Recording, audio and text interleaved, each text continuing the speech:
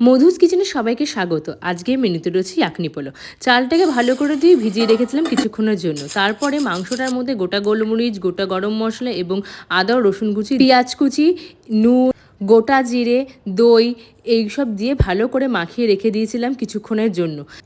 এরপর ঘি দিয়ে তার মধ্যে দিয়ে দিয়েছিলাম গোটা জিরে, তার সাথে দিয়েছিলাম পেঁয়াজ কুচি, লঙ্কা কুচি, আদা রসুনের পেস্ট, নুন, জিরে গুঁড়ো, ধনে গুঁড়ো। পেঁয়াজটি একটু ভাজা ভাজা হয়ে গেলে তার উপর দিয়ে ওই মাখিয়ে রাখা চিকেনটাকে দিয়ে দিতে হবে।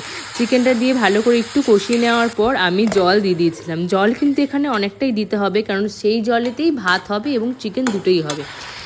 জল দিয়ে চিকেনটাকে ঢাকা দিয়ে রেখে দিয়েছিলাম যতক্ষণ না চিকেনটা সেদ্ধ হয়ে যাচ্ছে।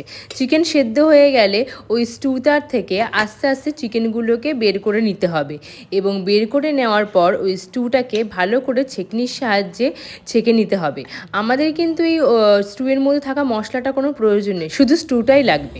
এরপর কড়াইয়ের মধ্যে আবারও ঘি দিয়ে তেজপাতা, গোটা জিরে এবং ওই চিকেনগুলোকে দিয়ে দিয়েছিলাম যেগুলো সেদ্ধ করে রেখেছিলাম। তার সাথে একটু দিয়ে দিয়েছিলাম মৌরি।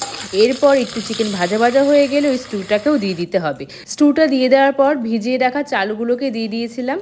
এরপর লো ফ্লেমে রেখে দিতে হবে যতক্ষণ না চালগুলো সেদ্ধ হচ্ছে। চালটা ভালোভাবে সেদ্ধ হয়ে গেলে ওপর থেকে ধনেপাতা কুচি ছড়িয়ে দিতে হবে এবং তার সাথে আমি দিয়ে দিয়েছিলাম একটু পেঁয়াজের বেরেস্তা, যেটা আমি আগেই করে রেখেছিলাম।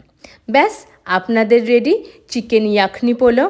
এই রেসিপিটা আপনাদের কেমন লেগেছে জানাতে কিন্তু ভুলবেন না, আর অবশ্যই বাড়িতে একবার ট্রাই করে দেখুন। আশা করি আপনাদের খুব ভালো লাগবে।